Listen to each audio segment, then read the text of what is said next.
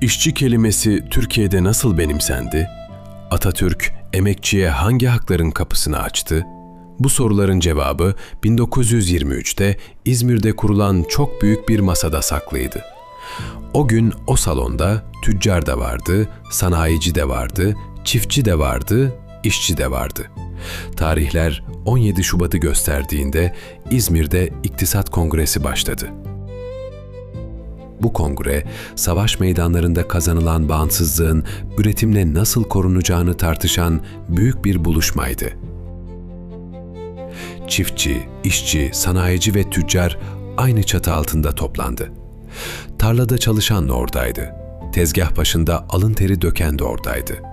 Yük taşıyan da, üreten de, memleketin yükünü sırtında hisseden de o salonda yer aldı. Çünkü ayağa kalkmak için toprağa sürene, taşıyana, inşa edene ve üretene ihtiyaç vardı. Uzun yıllar boyunca emekçiye amele denmişti. Bu kelime, üretimin yükünü omuzlayan insanı küçümseyen eski bir anlayışı taşıyordu. Emeğin değeri vardı, dili eksikti. İzmir İktisat Kongresi'nde kabul edilen işçi esaslarıyla bu dil değişmeye başladı. Emekçiye daha saygın bir ad verilmesi istendi. Bu yüzden amele yerine işçi sözü öne çıktı. Atatürk, emekçiden gelen bu talebe sahip çıktı. Amele yerine işçi sözünü kabul ettirdi. Bu adım, emeğe bakışın değişmesiydi. Üreten insanın devlet katında daha onurlu bir yere konmasıydı. İşçiyi koruyan kurallar da tek tek sıralandı. İşçi grubu tarafından 8 saatlik çalışma süresi talebi kabul edildi. Kadın işçiler için doğumdan önce ve sonra 8'er haftalık ücretli izin talebi kayda geçti. İşçilerin örgütlenmesine dair haklar gündeme taşındı. 1 Mayıs'ın Türk işçilerine ait bir bayram günü olarak kanunen tanınması istendi.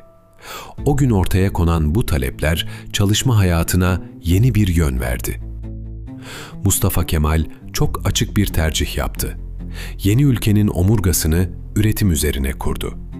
Savaş kazanılmıştı. Şimdi sıra fabrikayı çalıştırmakta, toprağı ekip biçmekte, limanı işletmekte, tezgaha döndürmekteydi. Cephede kazanılan bağımsızlık gündelik hayatın içinde sağlamlaşacaktı. Asker vatanı savundu. İşçi, çiftçi ve emekçi o vatanı ayağa kaldıracak gücü taşıdı. Alın teri yeni başlangıcın merkezine yerleşti. İzmir'de atılan bu adım çok erken bir tarihte verilmiş güçlü bir mesajdı. Cumhuriyet daha ilan edilmeden emeğin adı yükseltildi. İşçinin sözü duyuldu. Üreten insanın hakkı masaya kondu. Bu yüzden İzmir İktisat Kongresi aynı zamanda emeğe verilen değerin açıkça ifade edildiği bir dönüm noktası haline geldi. Çünkü Mustafa Kemal çok iyi biliyordu. Bir ülke savaşla kurtulur, üretimle ayağa kalkar. Bir devleti güçlü kılan, üreten insana verdiği değerdir. Bugün 1 Mayıs. Bu ülkenin tarlasında, fabrikasında, atölyesinde, limanında, tezgah başında emek veren herkesin günü. Hayatı taşıyan, üretimi sürdüren, yarını kuran bütün emekçilerin 1 Mayıs İşçi Bayramı kutlu olsun.